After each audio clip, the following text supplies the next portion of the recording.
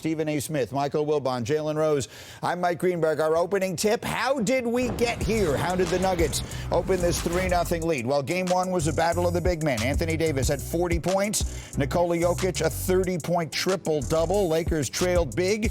Their comeback fell just short at the finish. Then the Nuggets won game two behind an impressive fourth quarter from Jamal Murray, who shot 5 of 17 through the first three and then turned it on. Had 23 points in the final quarter, tied for the third most in a fourth quarter of a playoff game in the last quarter century. And then Saturday night, back here in Los Angeles, Murray, once again the hot hand. He scored 30 in the first half, and then Jokic took over the game late, scoring 15 in the fourth quarter. Nuggets outscored the Lakers by 12 points in the final 7.5 minutes and pushed L.A. to the brink. So the Nuggets now on the verge of their first sweep in franchise history. They've completed 43 series without one, second longest streak in NBA history. They're one of 4 franchises never to sweep a series. Clippers, Grizzlies, and Timberwolves are the others. And, of course, on the other end of one more win for them is their first ever trip to the NBA Finals. So, Stephen A., what statement would the Nuggets be making if they finished off a sweep of LeBron tonight? Continuity matters. Chemistry matters. Shutting the hell up and just playing matters. These are not the Memphis Grizzlies who chirped and chirped and chirped all year long about we good in the West. We ain't worried about anything. We poke bears and all of this other stuff. You've heard none of that from the Denver Nuggets. The closest thing to talking smack has come from Coach Malone, who basically chided everybody for pointing out everything about the Lakers and what they needed to do instead of pointing out a historic performance from Nikola Jokic in game one. Jamal Murray averaging 35 a game, 50+% shooting from the field, 45% shooting from three-point range. That's what we learned. Continuity, togetherness, professionalism, focus, and hunger. That comes to mind. They're ready to be about the business of winning a championship. I mean, everybody else can be talking about what the Lakers do. We'll talk about it. What the Lakers do to need. They're not concerned with that. Here's what we need to do. We've been the best team in the West this season. And here's what we need to do. We have a great respect. Our friend and colleague, Mark Spears, said a healthy fear of the Lakers earlier today is what Jokic and Jamal have. And I think that's a perfect phrase. They know who's on the other side of the table. They know LeBron James is over there, and they have enough respect to know they don't want this going back even to Denver. They don't need to celebrate at home. They can do that later. They want to finish them off tonight. And this is what they've been about. Everybody else can deal with the Lakers and their narrative. Our narrative is we're this good, and we're going to show you again. Continued validation for a team that's been knocking on the door the last couple of years. They have a Coach of the Year in Michael Malone. They have a 2-time MVP in the Joker. They just didn't have that second all-star. Why? Because Jamal Murray got injured. In all stages, you guys know this, in particular in the playoffs, ain't created equal. It's one thing to be in L.A., to sweep the purple and gold when they have LeBron James and Anthony Davis in uniform. And that puts their confidence at a different stratosphere also. And when you get these days off, here's what ends up happening. All of the actions you've seen them run today, they're going to be able to put in new stuff.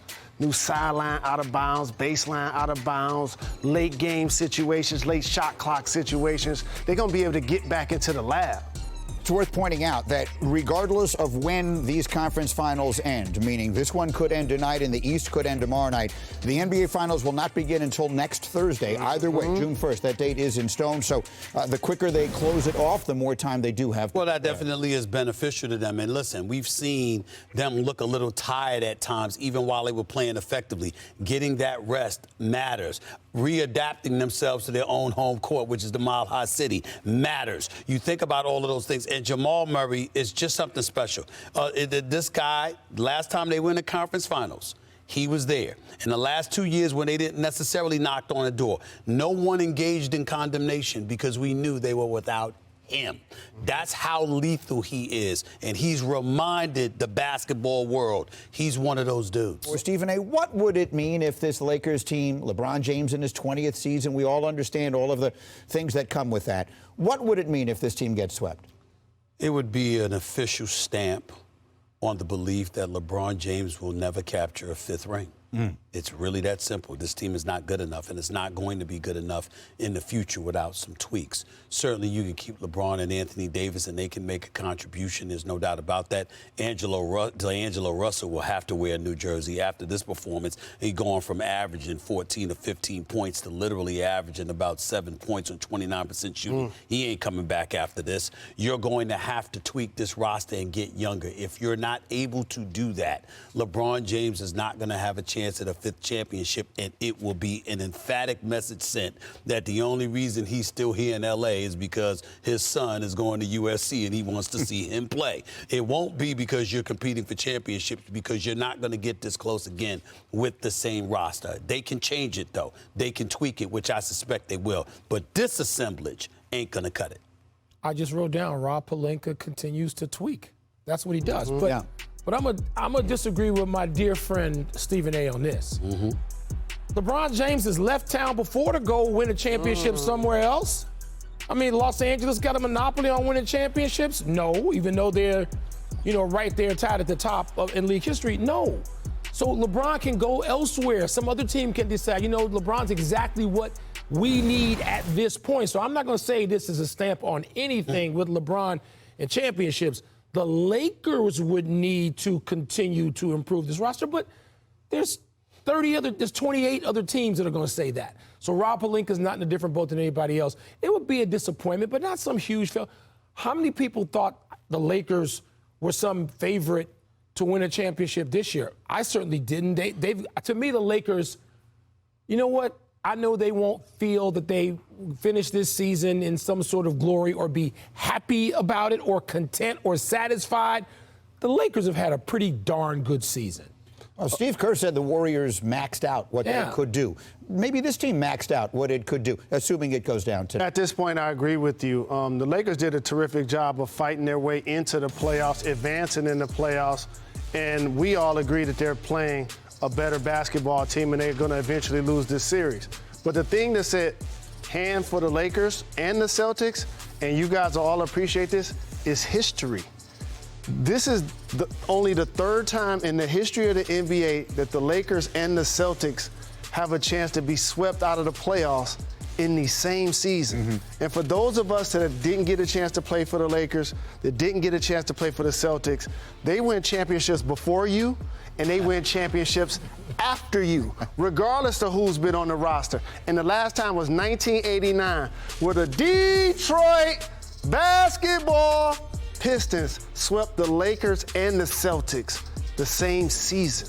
Totally appreciate you reminding us that what you're singing. Thank you very much. It's always touching to hear. But I will say this to you. I will bring this up to Wilbon. This is what I heard. Bronny is at USC because he wants to stay close to home.